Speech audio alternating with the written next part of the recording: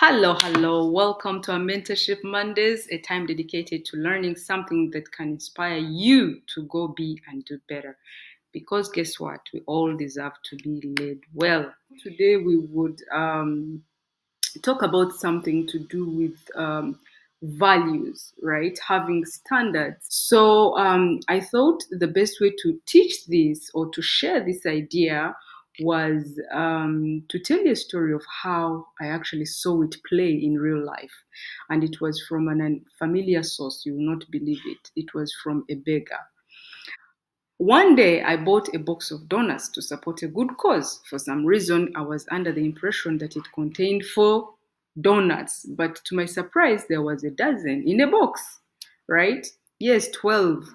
In consideration of my waistline, these were too many donuts for one human being. I suddenly remembered a beggar that I had seen many times around my way home, and I decided to share some with him.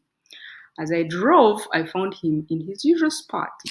I approached, slowed down, rolled down my car window, got hold of the sealed box, and passed it on. I gave it to him.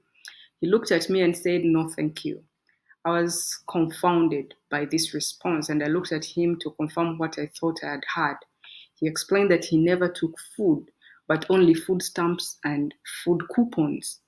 I rolled up my window and drove off. I kept on thinking about this guy. Seriously, was this beggar even hungry? Was he really poor? How could he reject a free box of 12 donuts?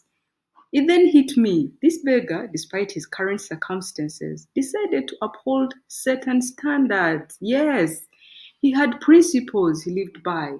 Though he was a beggar, there were things he accepted and those he did not.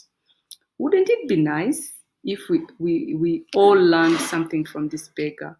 As a leader, values, behaviors, and principles are the foundation of, of your leadership styles. Values guide decision makings. Behaviors set examples of the team to follow. The principles provide a moral and ethical framework. They collectively shape the organizational culture and contribute to a cohesive and positive work environment.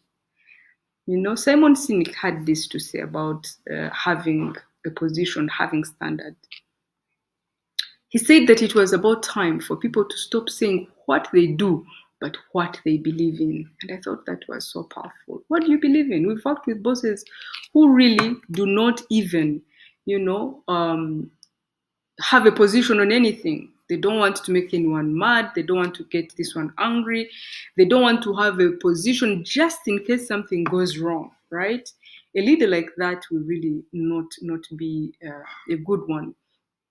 Or you find that we are sitting in leadership positions, but we have no values of our own. We have no standards by which we live by, right? And then this same person with no personal standards whatsoever is supposed to create standards for an entire organization and help them create a culture that is amazing.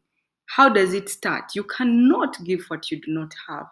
It's critically important for leaders to have standards, to have values by which they stand and say, no, I don't do that, or yes, I do that, right?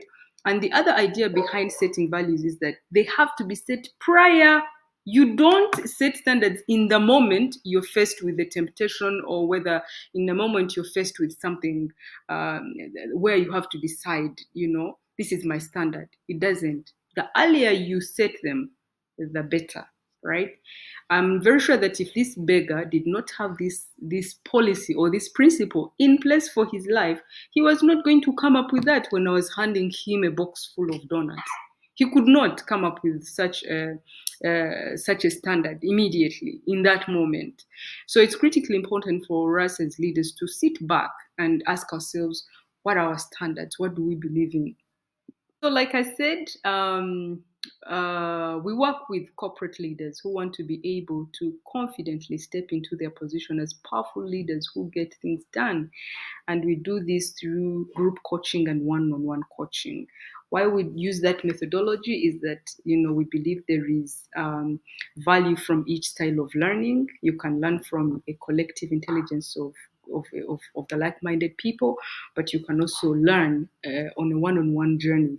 A coach, someone walking alongside you, to help you achieve the goals that you want. If it is to do with building a high performing team, if it is to build your influence as a leader, if it is to grow yourself as a leader, if it is to connect better with your team, all those things, having a coach work alongside you is wonderful. But again, also studying in a group is just wonderful. So we have that approach that we believe has added massive value to our clients, and we hope that if you're interested, you can always contact us. See you next Monday.